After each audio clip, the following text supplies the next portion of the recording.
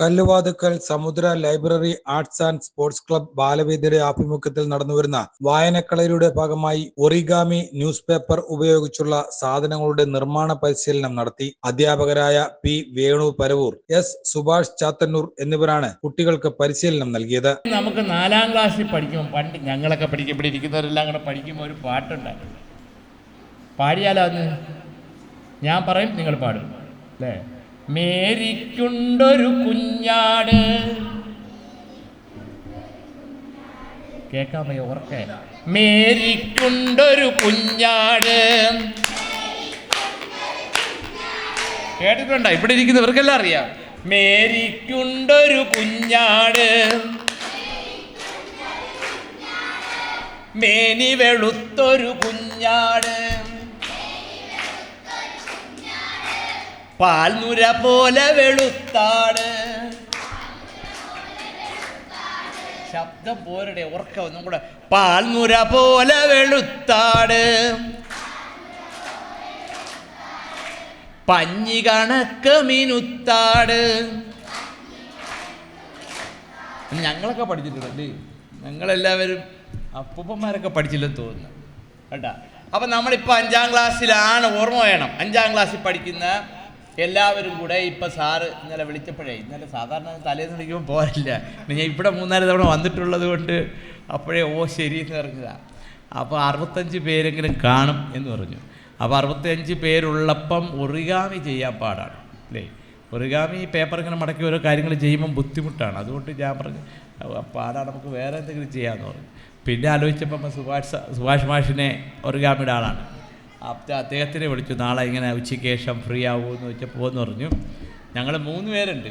ഞാൻ വീട്ടിൽ നിന്ന് ഒരുത്തിനെ കൂടെ കൊണ്ടുവന്ന് ഇറക്കിയിരിപ്പുണ്ട്. 10ാം ക്ലാസ്സിലായി ഇപ്പോൾ.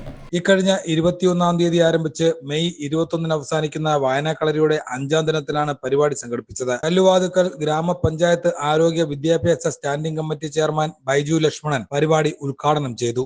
പ്രിയമുള്ള വിദ്യാർത്ഥികളെ, നിങ്ങൾ വളരെ ഭാഗ്യമുള്ളവരാണ്. ഈ അവധിക്കാലം ഏപ്രിൽ 21 മുതൽ മെയ് 31 വരെയുള്ള ദിവസങ്ങൾ സമുദ്ര ലൈബ്രറി നിങ്ങൾക്ക് വേണ്ടി സമർപ്പിക്കുകയാണ്. അപ്പോൾ ഇതിന് പിന്നിൽ വളരെ വലിയ ശ്രമങ്ങളും കഷ്ടപ്പാടുകളും അതിന് തന്നെ പ്രത്യേക ലക്ഷ്യങ്ങളുമുണ്ട്. നിങ്ങളിപ്പോൾ 5ാമത്തെ ദിവസമാണ് ഇവിടെ ഈ പ്രോഗ്രാമിൽ പങ്കെടുക്കുന്നത്.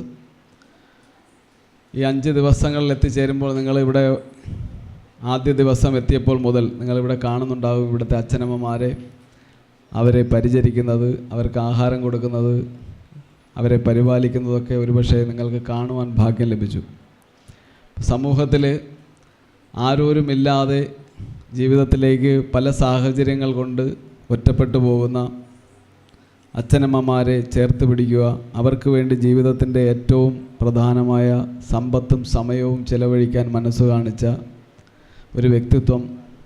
ഈ നാടിൻ്റെ വരുന്ന തലമുറ ഇനി ഒരച്ഛനമ്മമാരെയും തെരുവിലേക്ക് വലിച്ചെറിയരുത്, അവരെ തള്ളിപ്പറയരുത് എന്ന ലക്ഷ്യത്തോടു കൂടിയാണ് ഈ വായനാ കളരി സംഘടിപ്പിച്ചിരിക്കുന്നത്.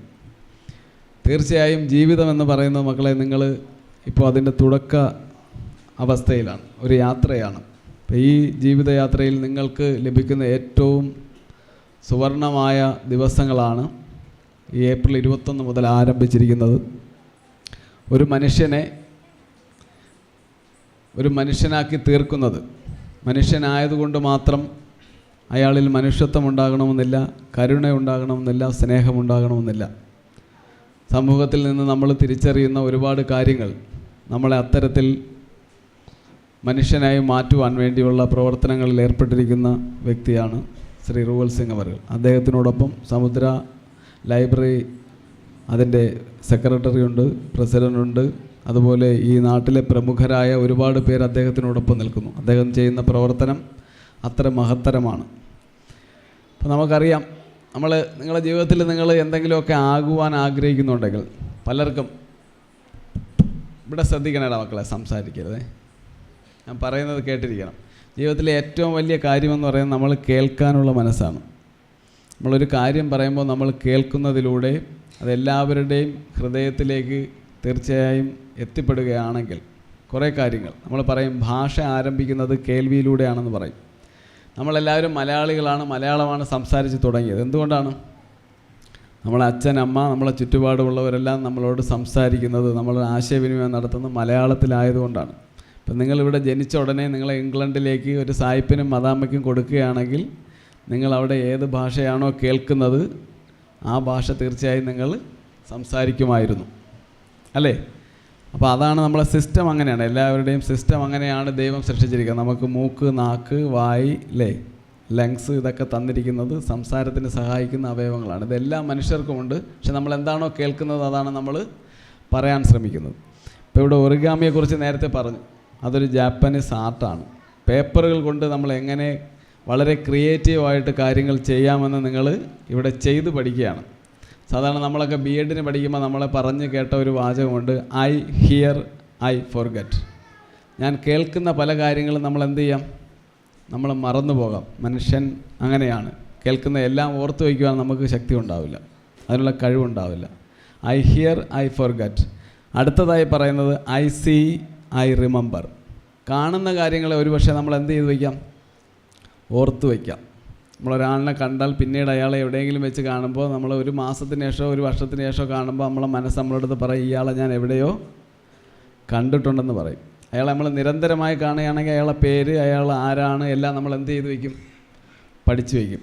ഇപ്പോൾ രണ്ടാമത് പറഞ്ഞതാണ് ഐ സീ ഐ റിമെമ്പർ. മൂന്നാമത്തെ കാര്യമാണ് ഇവിടെ നടക്കാൻ പോകുന്നത്, ഐ ഡു ഐ അണ്ടർസ്റ്റാൻഡ്.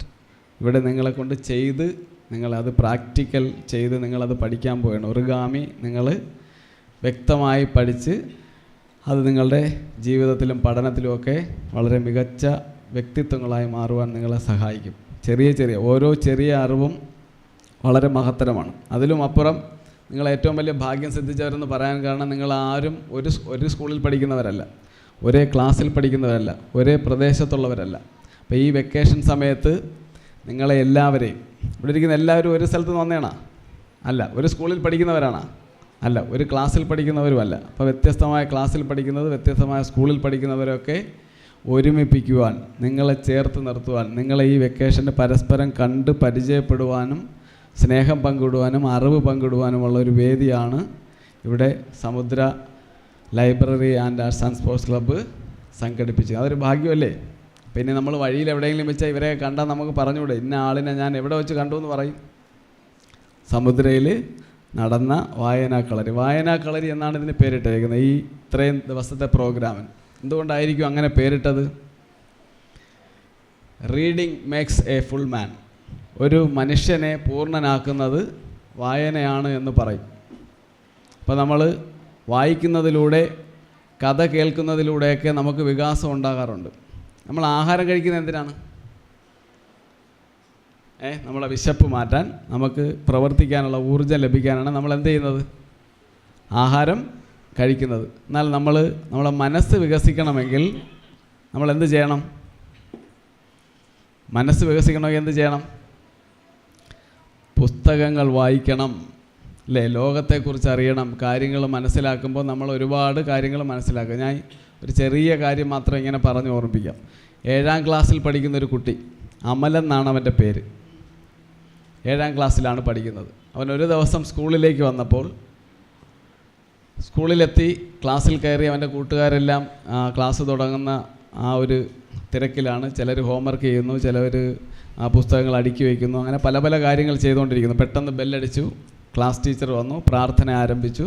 പ്രാർത്ഥന കഴിഞ്ഞ് ടീച്ചർ ക്ലാസ് എടുക്കാൻ തുടങ്ങിയപ്പോൾ ഇവൻ ജനലിലൂടെ പുറത്തേക്ക് നോക്കണം. ആ ജനലിലൂടെ ഇങ്ങനെ പുറത്തേക്ക് നോക്കുമ്പോൾ സ്കൂളിൻ്റെ ഗേറ്റ് കാണാൻ പറ്റും. ടീച്ചർ പഠിപ്പിച്ച് തുടങ്ങിയപ്പോഴും അവൻ എന്ത് ചെയ്യുന്നുണ്ട്? ഇടയ്ക്കിടയ്ക്ക് ജനലിലൂടെ പുറത്തേക്ക് അക്ഷമനായി ഇങ്ങനെ ആരെയോ പ്രതീക്ഷിച്ച് ജനലിലൂടെ പുറത്തേക്ക് നോക്കുന്നുണ്ട്. അങ്ങനെ നോക്കി ഇങ്ങനെ ഇരുന്ന് കുറച്ച് കഴിഞ്ഞപ്പോൾ അവൻ്റെ മുഖം നന്നായിട്ട് ചിരിക്കുന്ന പോലെ വിടർന്നു വന്നു. അപ്പോൾ ആ ഗേറ്റിലൂടെ കടന്നു വന്നത് അവൻ്റെ അമ്മയായിരുന്നു. അപ്പോൾ അവൻ ആരെ പ്രതീക്ഷിക്കുമായിരുന്നു? അമ്മയാണ് പ്രതീക്ഷിച്ചത്. അപ്പം ഞാൻ ഇത് പറഞ്ഞപ്പോൾ, ഈ ഒരു ചെറിയ കാര്യം പറഞ്ഞപ്പോൾ നമ്മളെ മനസ്സിലേക്ക് വന്ന രൂപങ്ങളെക്കുറിച്ച് ഞാൻ പറയണം. ഒരു സ്കൂള് നിങ്ങളെ മനസ്സിൽ വന്ന്, ഒരു ക്ലാസ് റൂം വന്ന്, ഒരു ടീച്ചർ വന്ന്, അക്ഷമനായിരിക്കുന്ന അമലിൻ്റെ നിങ്ങളെ മനസ്സിലേക്ക് വന്നു.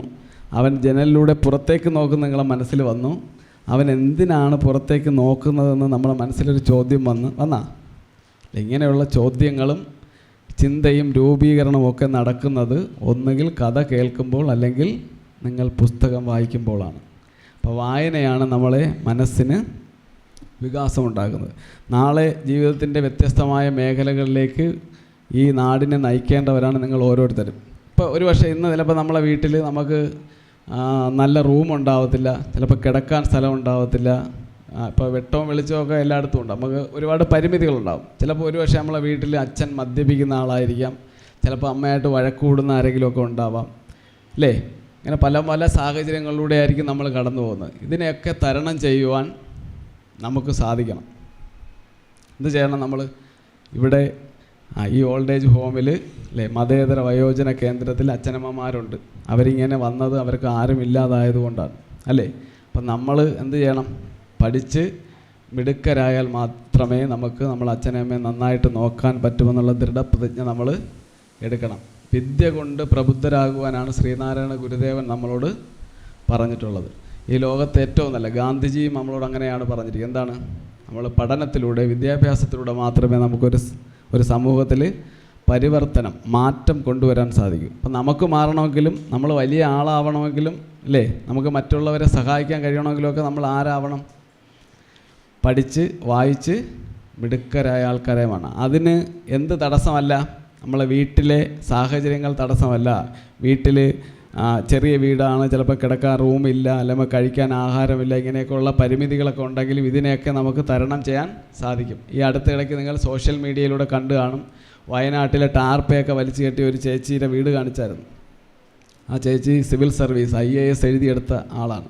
അപ്പോൾ ആ ചേച്ചിക്ക് നമ്മളെപ്പോലെ വീടുണ്ടായിരുന്നില്ല, ചോർന്നൊലിക്കുന്നതായിരുന്നു, അച്ഛൻ സാധാരണ കൂലി വേലയ്ക്ക് പോകുന്ന ആളായിരുന്നു. അപ്പോൾ ഇത്രയും ബുദ്ധിമുട്ടുകളുള്ള ആ ചേച്ചിക്ക് എന്താവാൻ സാധിച്ചു? സിവിൽ സർവീസ് IAS നേടിയെടുക്കുവാൻ സാധിച്ചു. അപ്പോൾ നമ്മളെ സാഹചര്യം ഒന്നും ഒരു പ്രശ്നമില്ല. നമുക്ക് എന്ത് വേണം? ഉറച്ച തീരുമാനം വേണം.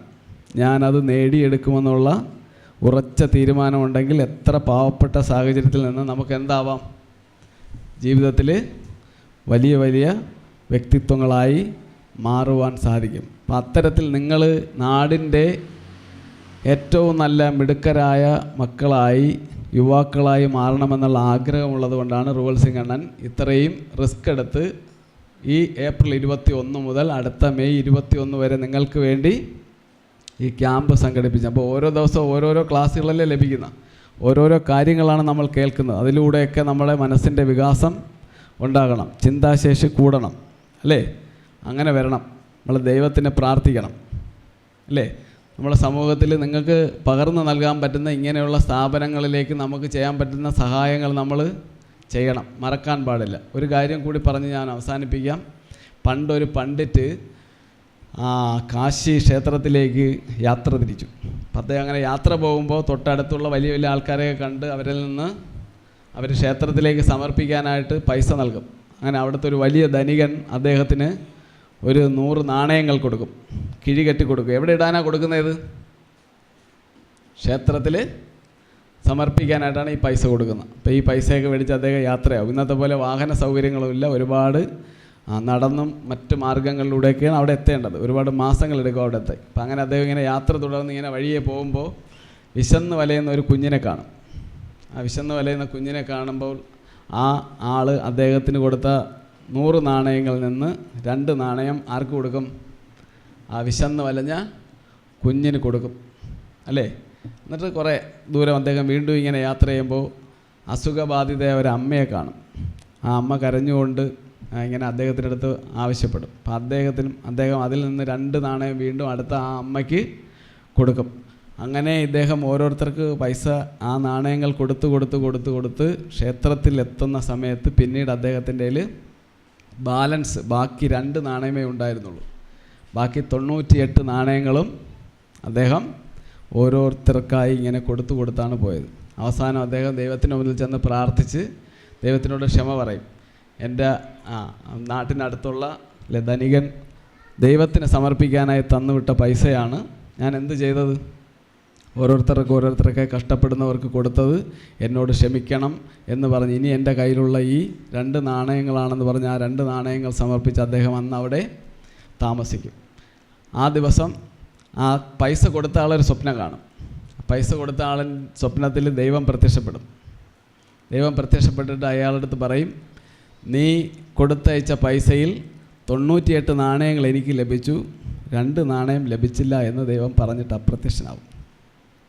അപ്പോൾ അയാൾ പെട്ടെന്ന് ഉറക്കത്തിൽ നിന്ന് എഴുന്നേറ്റ് പിറ്റേന്ന് രാവിലെ അയാൾക്ക് ടെൻഷനാണ്. ഞാൻ കൊടുത്തതിൽ 2 നാണയങ്ങൾ അയാൾ എന്ത് ചെയ്തു എന്നുള്ള വേവലാതിയിൽ ഇയാളെ വീട് തിരക്കിപ്പോയി ഭാര്യയുടെ അടുത്ത് അന്വേഷിക്കുക. അപ്പോൾ അദ്ദേഹം തിരിച്ചു വന്നിട്ടില്ല.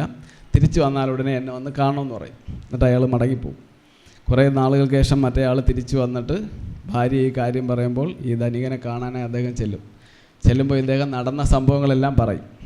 ഞാൻ ഇങ്ങനെ പൈസ കൊടുത്ത് അവസാനം എൻ്റെ കയ്യിൽ 2 നാണയമാണ് ഉണ്ടായിരുന്നത്, അത് ഞാൻ ദൈവത്തിന് സമർപ്പിച്ചു എന്ന് പറയും. അപ്പോഴാണ് ആ ധനികൻ യഥാർത്ഥ കാര്യം മനസ്സിലാവുന്നത്. എന്താണ്?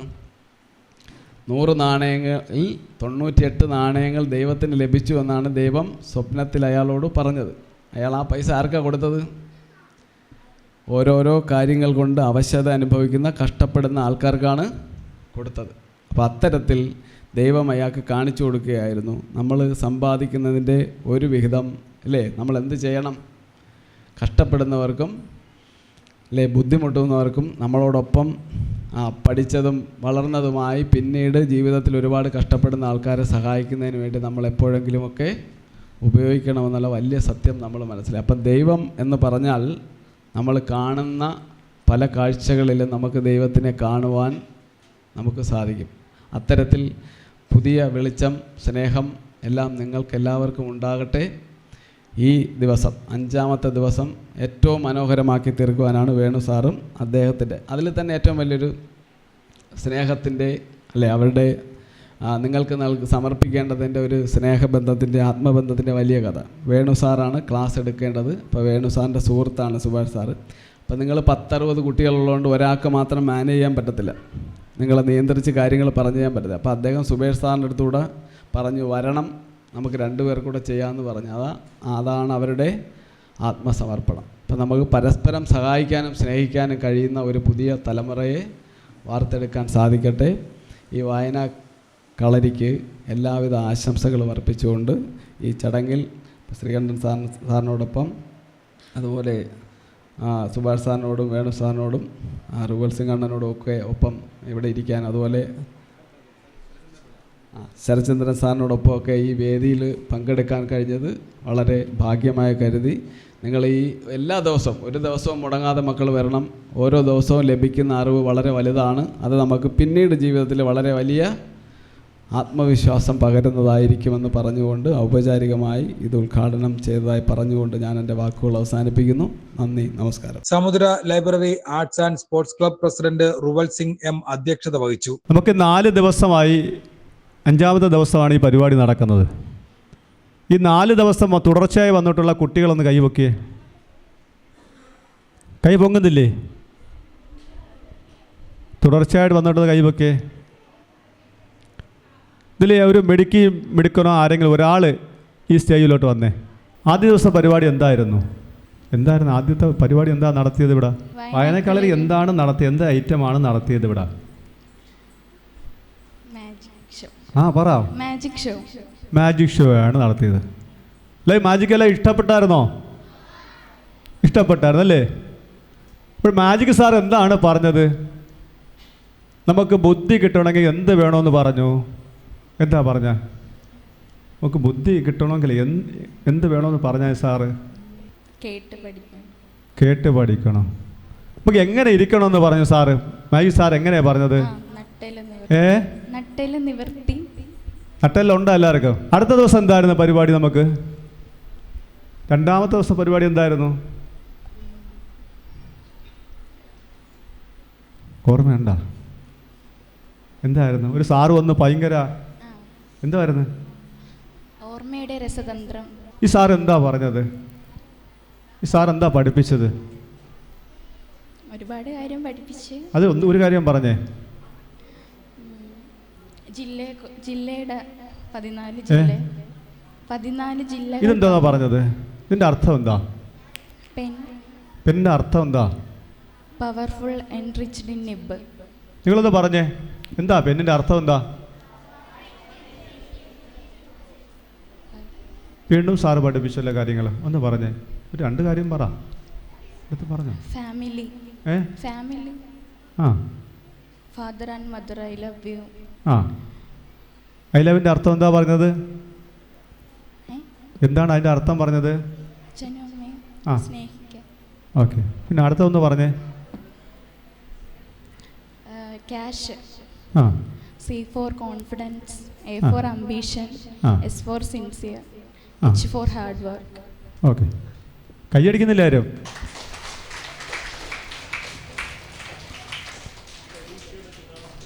ആ, പരീക്ഷയുടെ പിതാവ് ആരെന്നാ പറഞ്ഞത്? ഹെൻറി ഫിഷേൽ.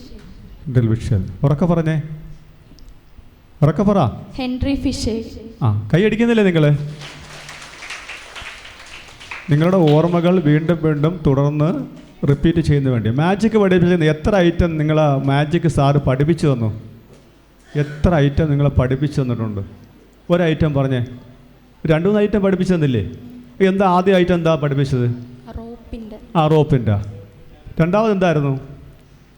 ഒരു പുഷ്പം വരുന്ന കണ്ടില്ലായിരുന്നോ? പഠിപ്പിച്ചായിരുന്നോ? മൂന്നാമത് എന്താ പഠിപ്പിച്ചത്?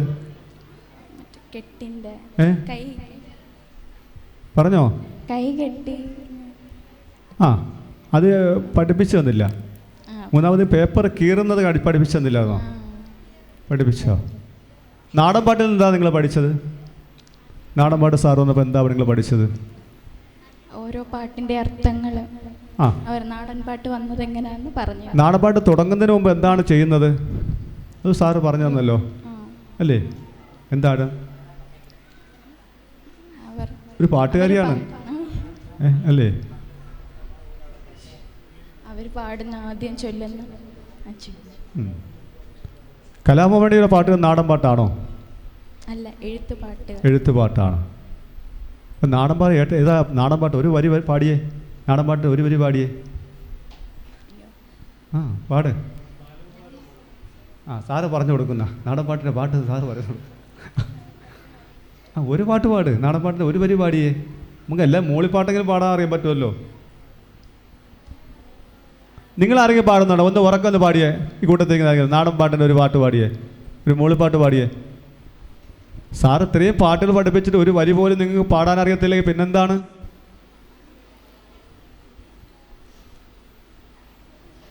ഓട്ടെ, 4ാം ദിവസം പരിപാടി എന്താണ് നടന്നത്? ക്വിസ് മത്സരം. ക്വിസ് മത്സരം. ആരാ സമ്മാനം മേടിച്ചത്? LP വിഭാഗമാണോ? ആ, LP വിഭാഗത്തിൽ ആരാ സമ്മാനം മേടിച്ചത്? പേരറിയാമോ? ഇതാ ഞാൻ ചോദിച്ച് പറഞ്ഞത്. നമ്മൾ ഒരു ബെഞ്ചിൽ 5-6 കുട്ടികളിരുന്നാൽ അപ്പുറോ വിറിപ്പുറോ ഇരിക്കുന്ന കുട്ടിയുടെ പേര് മാത്രം അറിയാൻ പറ്റും.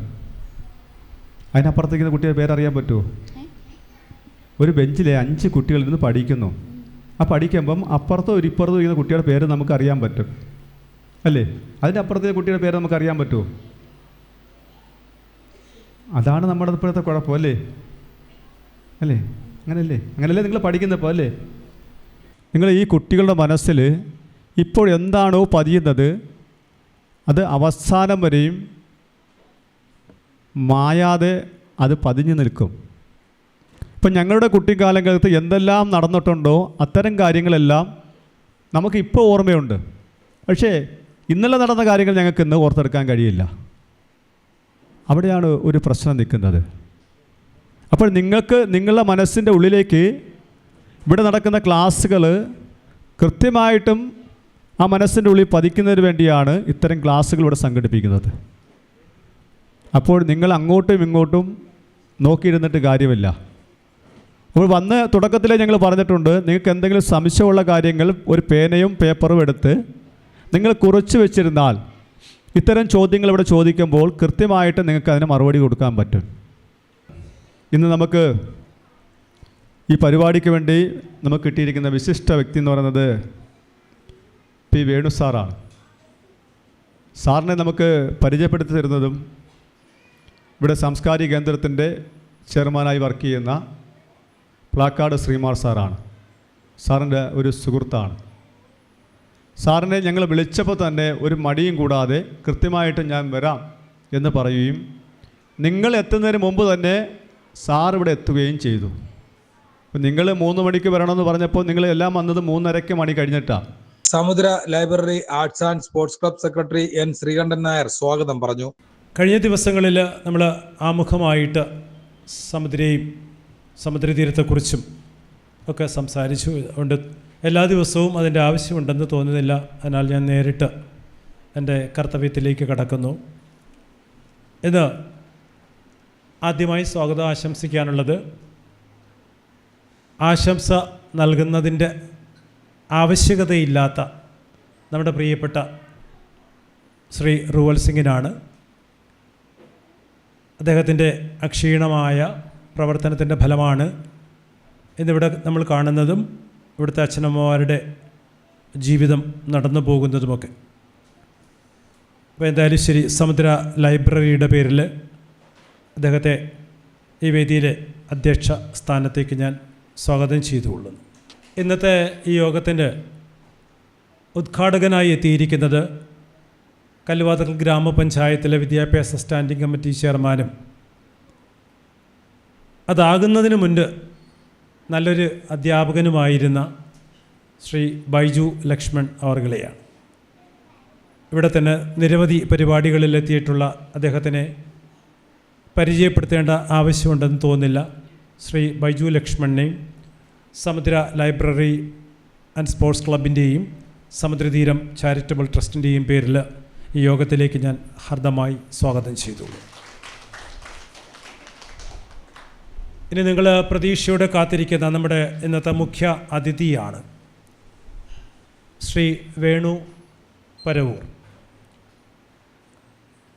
ഇന്നെന്താ പരിപാടി എന്നറിയാലോ? അറിയാമോ? ഒറിഗമി. നമ്മുടെ നോട്ടീസിൽ ഒറിഗാമി എന്നാണ് കൊടുത്തിരിക്കുന്നത്. അതാ പരിപാടി. എന്താ ഈ ഒറിഗമി എന്ന് വെച്ചാൽ? അതൊരു ജാപ്പനീസ് വാക്കാണ്. അത് 2 വാക്കുകൾ ചേർന്നതാണ് ഒറി. അദ്ദേഹത്തിൻ്റെ അനുവാദത്തോടെ ഞാൻ സൂചിപ്പിക്കുകയാണ്. ഒറി 2 ഗമി. ഒറി എന്ന് പറഞ്ഞാൽ മടക്കുക എന്നാണ് അർത്ഥം. Gummy paper. അപ്പോൾ പേപ്പർ മടക്കലാണ്, മുറിക്കലല്ല. അത് പ്രത്യേകം ശ്രദ്ധിക്കണം.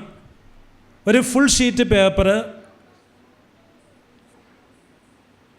കൃത്യമായി മടക്കുകളിലൂടെ വിവിധ രൂപങ്ങൾ, ആകർഷകങ്ങളായ രൂപങ്ങൾ, പക്ഷികൾ ഒക്കെ ഉണ്ടാക്കുന്ന ഒരു അതിമനോഹരമായ കലാരൂപമാണ്. ജപ്പാൻകാർ അവകാശപ്പെടുന്ന ഞങ്ങളാണെന്ന് കണ്ടുപിടിച്ചതെന്നാണ്. നമുക്കതിനകത്ത് തർക്കങ്ങളൊന്നും വേണ്ട. നമുക്കത് നല്ല ഭംഗിയായി പറഞ്ഞു തരികയും ഒപ്പം നിങ്ങളെ കൊണ്ട് ചെയ്യിപ്പിക്കാനുമാണ് അദ്ദേഹം ഇവിടെ എത്തിച്ചേർന്നിട്ടുള്ളത്.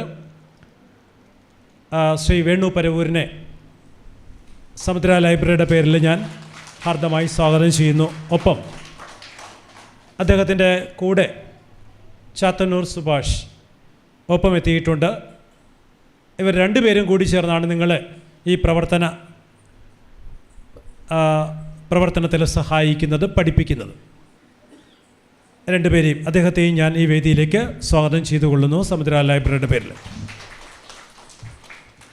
അടുത്തത് ഈ യോഗ നടപടികൾക്ക് നന്ദി രേഖപ്പെടുത്താനാണ്. ആ നന്ദി രേഖപ്പെടുത്തുന്ന ചുമതല ശ്രീ ശരത്ചന്ദ്രൻ പിള്ളയാണ് നിർവഹിക്കുന്നത്. ശരത്ചന്ദ്രനെയും ലൈബ്രറിയുടെ പേരിൽ ഞാൻ യോഗത്തിലേക്ക് സ്വാഗതം ചെയ്തുകൊള്ളുന്നു. സമുദ്രതീരം പ്രസിഡന്റ് ശരത്ചന്ദ്രപിള്ള നന്ദി അറിയിച്ചു. തുടർന്ന് അധ്യാപകരായ പി വേണു പരവൂർ, എസ് സുഭാഷ് ചാത്തന്നൂർ എന്നിവർ കുട്ടികൾക്ക് പരിശീലനം നൽകി.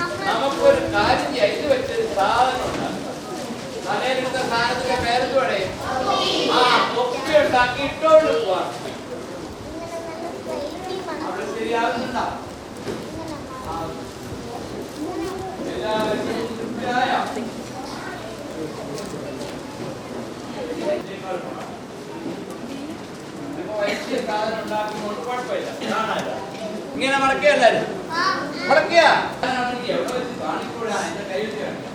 2 വിടർത്താവുന്ന ഭാഗം നമ്മുടെ ഭാഗം.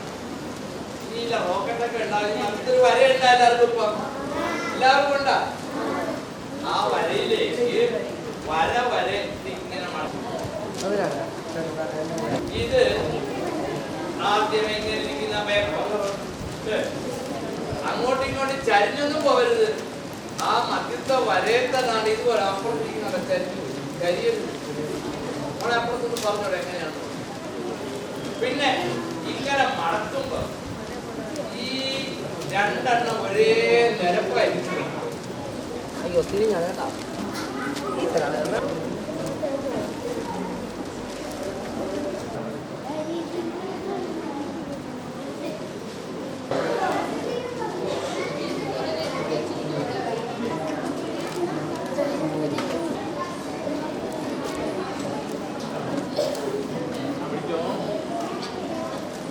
തൊട്ടടുത്തിരിക്കുന്നവര് ചെയ്യുന്നുണ്ടാന്ന് നോക്കണം.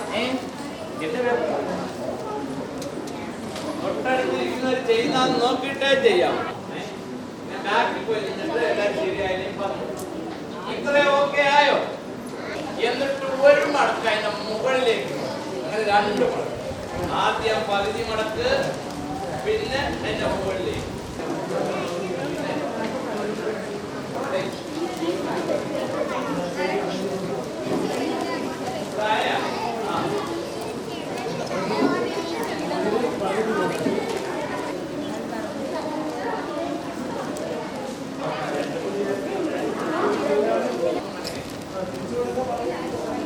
രണ്ട് മടക്ക് മടക്കിയിലല്ലേ ജാഥയല്ലേ ഞങ്ങളിങ്ങനെ പറഞ്ഞുകൊണ്ടിരിക്കുകയാണ്. നിങ്ങൾ പ്രിയപ്പെട്ട നാട്ടുകാരെ, നിങ്ങളുടെ മാലിന്യം നിങ്ങളുടെ ഉത്തരവാദിത്വം എന്ന് പറഞ്ഞാൽ എന്തുവാ? എന്നിട്ട് റോട്ടിൽ കൊണ്ട് വലിച്ചെറിയാൻ കൊള്ളാവൂ എന്നൊക്കെ പറഞ്ഞിട്ട് ആരും തരുത് ചെയ്യരുത്.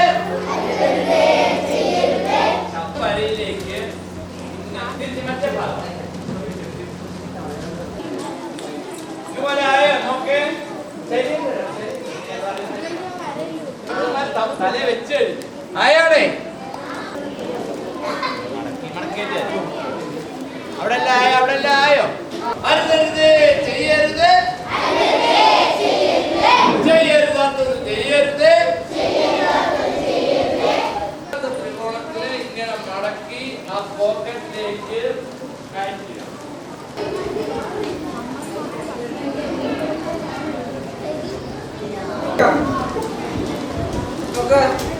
കിട്ടിയ ഈ കോർണർ വീണ്ടും തപ്പു നടക്കാം.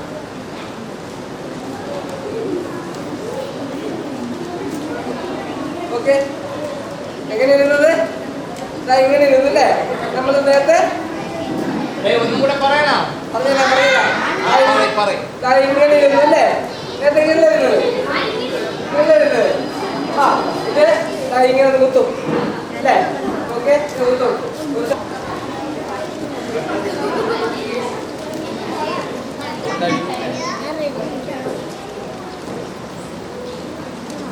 വ്യത്യസ്തങ്ങളായ പരിപാടികൾ ആസൂത്രണം ചെയ്തിട്ടുണ്ട്. എല്ലാ ദിവസവും വൈകുന്നേരം 3 മണി മുതൽ 6 മണി വരെയാണ് വായനാക്കളരിയുടെ സമയം. പരിപാടികളിൽ മലയാള ഭാഷാ പഠനത്തിനായി പ്രദേശത്തുള്ള ഭാഷാ അധ്യാപകർ ക്ലാസുകൾ നയിക്കും. വായനാക്കളരിയിൽ ബാലവേദിയിലെ 62 കുട്ടികളാണ് പരിശീലന ക്ലാസ്സിൽ പങ്കെടുത്തത്.